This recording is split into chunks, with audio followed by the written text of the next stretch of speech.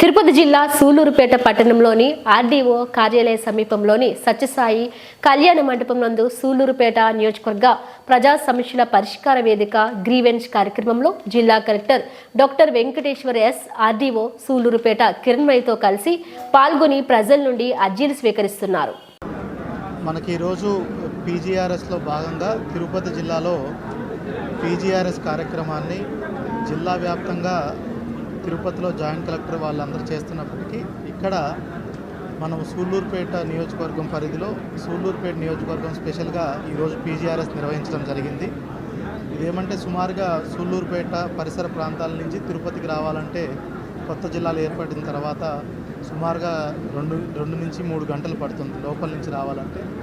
అందుకోసమని ప్రజల వద్దకే యంత్రాంగం అంతా వచ్చి అర్జీలు స్వీకరించడం కోసం ఈరోజు ఒక ప్రత్యేకంగా నియోజకవర్గ స్థాయిలో పీజీఆర్ఎస్ని ఇక్కడ నిర్వహించుకోవడం జరిగింది.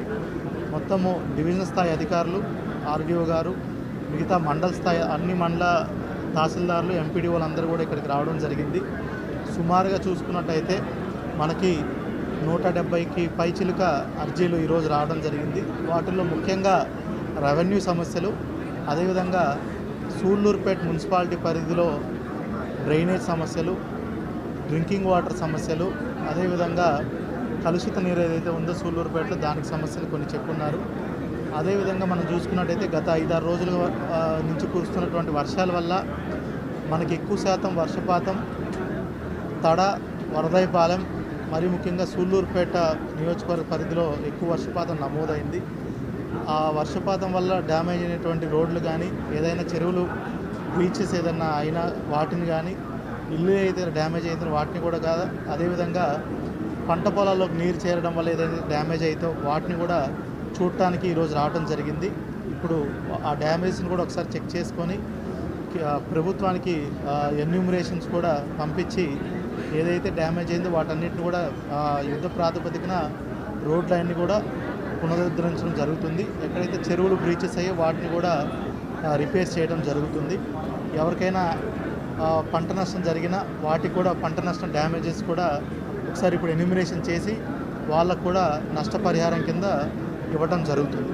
పూర్తిగా చూసుకున్నట్టయితే ఇలాగా మనకి ఒకటి ఈ నియోజకవర్గ స్థాయిలో కూడా మళ్ళీ 2 వారాల తర్వాత గూడూరు, వెంకటగిరి 2 వారాలకు ఒక్కొక్క నియోజకవర్గం టేకప్ చేయడం జరుగుతుంది. అక్కడున్న డివిజనల్ స్థాయి అధికారులతో లేదంటే నియోజకవర్గ స్థాయి అధికారులతో కూడా మనం ఈ పీజీఆర్ఎస్ అనేది చేసుకోవడం వలన ప్రజలకి కొంచెం అసౌకర్యంగా ఉండకుండా తిరుపతి రావడానికి, ఇక్కడే వాళ్ళ సమస్యలు పరిష్కారం చేయడానికి కూడా మనము చర్యలు తీసుకోవడం జరుగుతుంది.